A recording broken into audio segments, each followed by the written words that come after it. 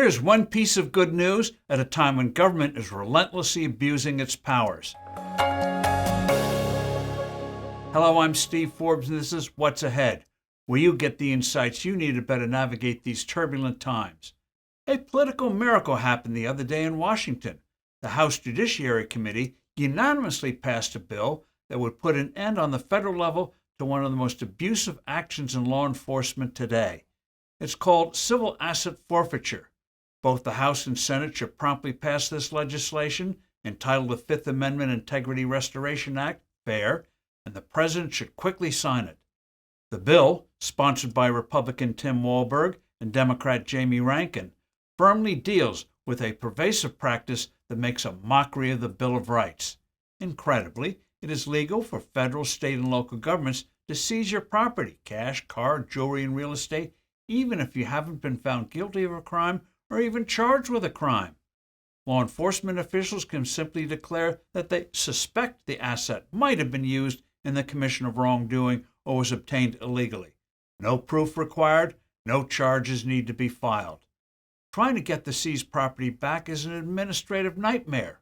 On the federal level, innocent owners who want to reclaim their property must prove they weren't involved in any wrongdoing. That's right, even though the bedrock of American law is that you're innocent until proven guilty, under federal civil forfeiture asset law, the opposite is the case, flipping the presumption of innocence on its head.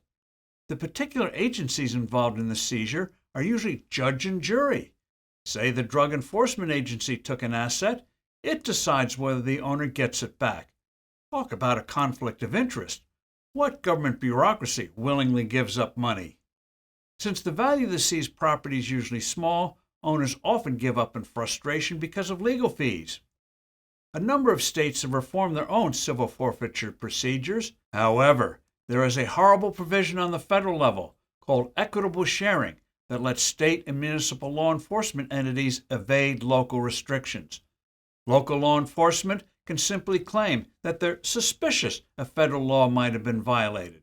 This way, a federal agency can seize the money and kick back 80% of it to that local department. The feds have grabbed over $50 billion worth of property since the early 2000s. So-called equitable sharing has kicked back almost $10 billion to states and municipalities. The FAIR Act would immediately stop this unbelievable assault on our basic freedoms. It requires actual judges to hear cases. There would be judicial due process. The burden of proof would be on the government, not the aggrieved citizen. Real proof would have to be provided that the property was linked to criminal activity. Proceeds would go to the Treasury Department's general fund, not to a specific agency. A huge incentive for agencies to engage in this legalized thievery would go bye-bye. Legal assistance would be provided for those who couldn't afford it. The FAIR Act must be promptly passed. The sooner, the better. I'm Steve Forbes. Thanks for listening. Do send in your comments and suggestions. I look forward to being with you soon again.